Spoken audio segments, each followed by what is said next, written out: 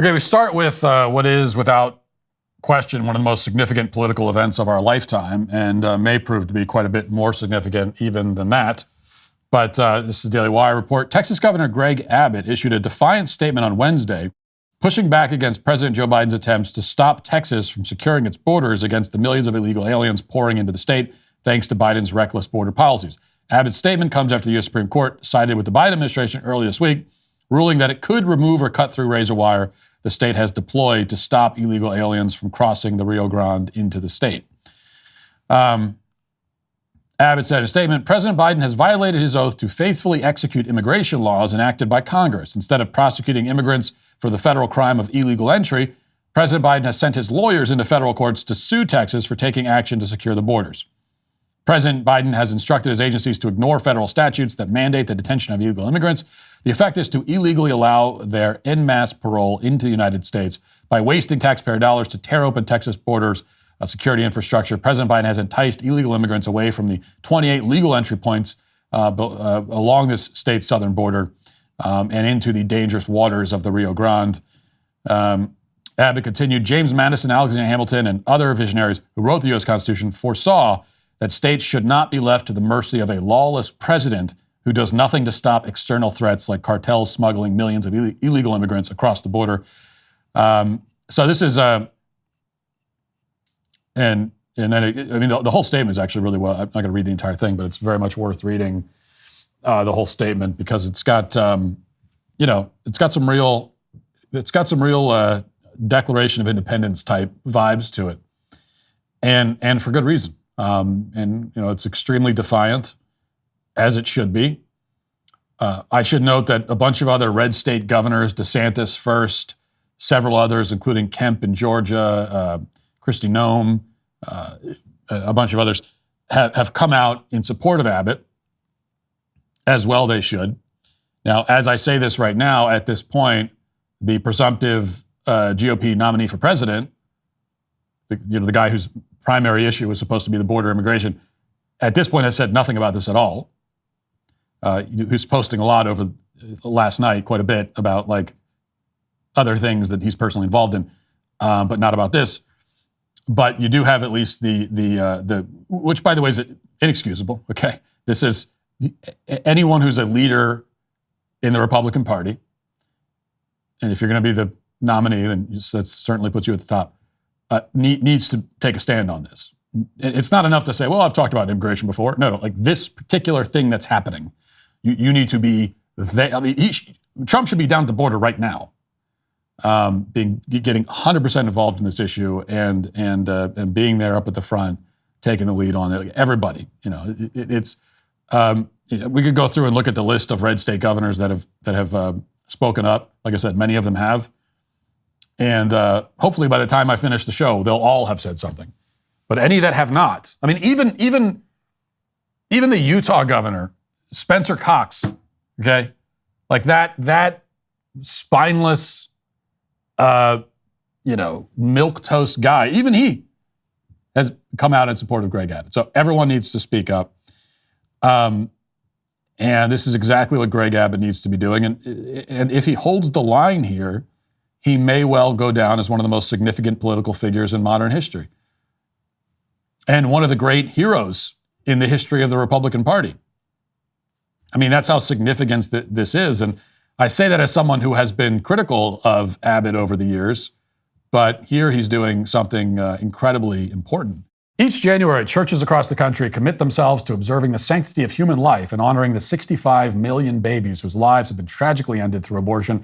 Sadly, since the overturning of Roe, babies' lives are at an even greater risk. It's been reported that the abortion pill accounts for over 50% of all abortions, making abortion available 24/7. I met someone and I got pregnant and I wasn't ready. When I was at the clinic, after they told me how far along I was and that the baby had a heartbeat, I cried and they gave me a minute by myself in the room. I broke down and I prayed to God. I asked the Lord to, when I walk out of those doors, to just give me the strength to be able to go through the pregnancy. Made my decision at that time. Treasure I chose because I know that she was a gift from God and she's just going to be a treasure. I'm super grateful that I'm able to go down this journey with my daughter. And I'm just super glad that I didn't have an abortion.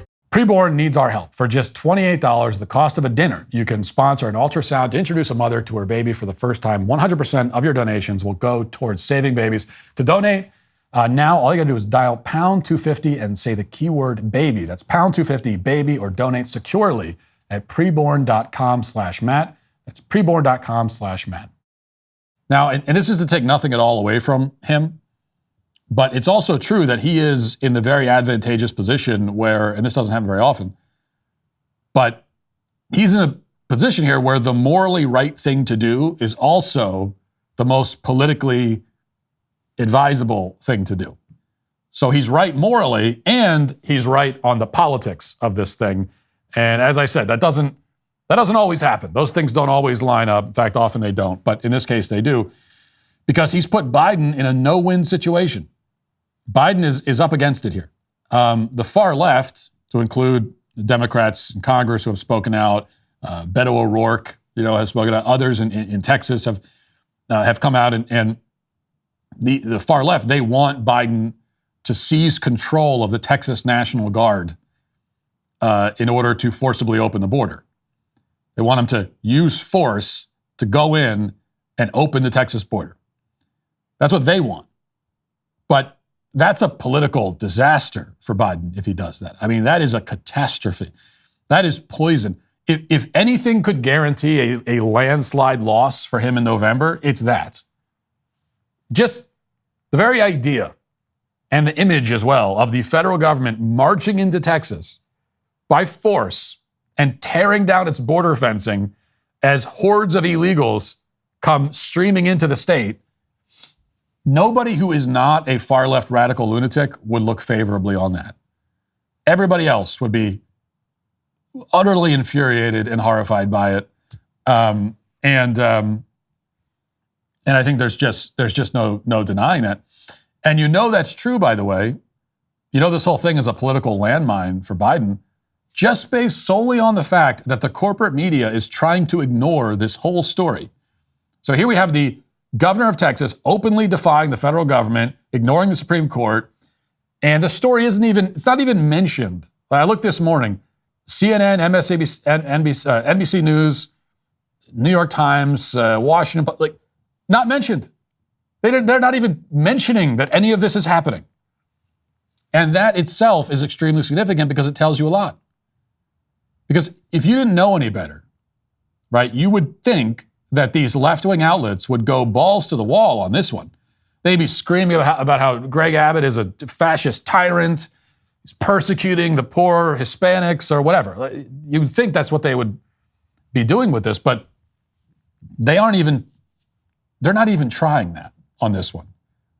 They'd rather not talk about it. They want to pretend it isn't happening because they know. They know that this is a disaster for them and for Biden.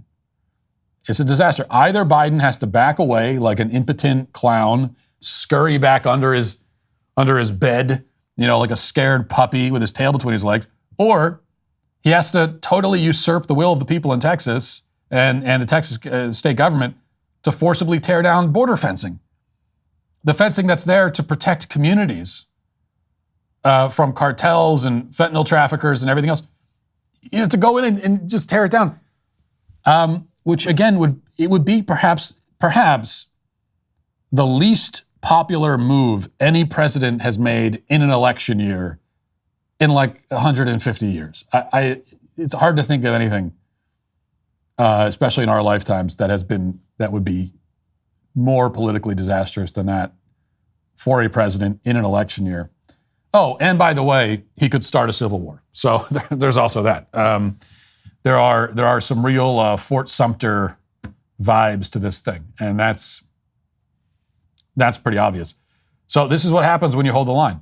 When you refuse to back down as a conservative, this is what happens. It's tremendous. And by the way, keep in mind, this is not a case where a state government is trying to undermine or overrule a federal law or interfere with the enforcement of a federal law. Okay, we've seen that sort of thing historically in America. And in those sorts of cases, the feds always win. But this is different. This is very different. This is actually kind of the opposite of that, because this is the state enforcing a federal law that the feds refuse to enforce. And then the feds coming in and saying, no, you're not allowed to enforce that either. That's just not going to be enforced, we've decided. So it's the feds not claiming the right and the authority to enforce a law, but claiming the absolute authority to decide that they're not going to enforce one of the most crucial laws, that not even enforce a law. It's the feds have decided they are not going to fulfill one of their most critical fundamental obligations, and then claiming that no one else has the right to do it either. Abdicating their responsibility to enforce its own laws, creating a vacuum that state governments have no choice but to step into, and then coming back around and saying, no, you're not allowed. That vacuum just needs to stay. We want a vacuum there. That's what we decided. That's the dynamic here. And it is, so it is very different from most of the kind of historical parallels that people might be reaching for in a situation like this. It's a very different situation. And it puts the Biden administration, again, politically in a totally unwinnable spot. They put themselves in that spot. Morally, they're completely wrong, obviously, and legally too. Now, I know that the Supreme Court, in their last decision, came down essentially on the side of the Biden administration, and you've got Amy Coney Barrett in there. You've got the women of the Supreme Court who are on this issue are clearly motivated either by far left politics or by emotion or both. But even with that in mind, like ultimately, Greg Abbott is on very strong, he's on very sturdy legal ground as well. Hey, YouTube, thanks for listening to the show. If you'd like access to my full show with no ads, you should go to dailywire.com and use promo code Walsh to get 2 months free on all annual plans. See you there.